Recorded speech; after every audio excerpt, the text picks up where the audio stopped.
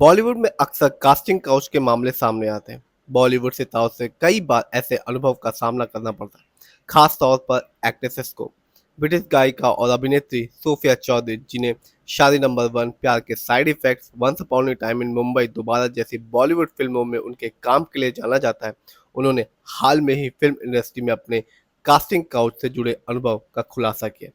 एक इंटरव्यू में सोफिया चौधरी ने बताया कि कैसे एक फिल्म में रोल के लिए उनसे समझौता करने की मांग की गई थी और उन शुरुआती अनुभव ने उनके करियर की दिशा को किस तरह प्रभावित किया। सोफी ने कहा, मैं सबसे पहले एक गायिका के रूप में भारत आई।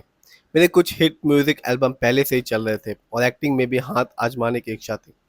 मैंने इंडस्ट्री के कुछ लोगों से मुलाकात की, कुछ बहुत अच्छे थे, लेकिन कुछ ने ऐसे कमेंट किए जिससे मैं बिल्कुल भी सहज महसूस नहीं कर पा रही थी।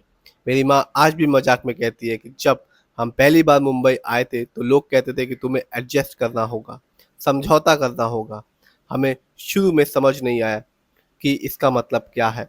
मेरी माँ सोचती थी कि मेरी बेटी मेहनती है, ज़रूरत पड़े तो 15 घंटे काम कर सकती है, लेकिन असलियत कुछ और ही थी। सोफी ने आगे बताया कि किस तरह के अनुभव के चलते उन्होंने कई बड़ी फिल्मों से खुद को दूर रखा। उन्होंने कहा, यह मान लिया जाता है कि अगर आप विदेश से आए हैं तो आप आसानी से मान जाने वाले हैं। कुछ लोगों की सोच होती है कि एक बार और सही, आपको क्या फ़र्क पड़ेगा? फिर धीरे-धीरे बात खुलती है, जैसे कि आपको कुछ लोगों को खुश रखना होगा।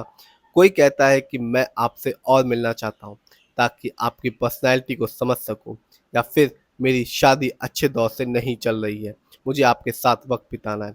ये सब महज़ बहाने होते हैं और धीरे-धीरे समझ आता है कि वो कभी फ़िल्म बनाने वाले ही नहीं हैं, सिर्फ़ आपका वक़्त बर्बाद कर रहे हैं।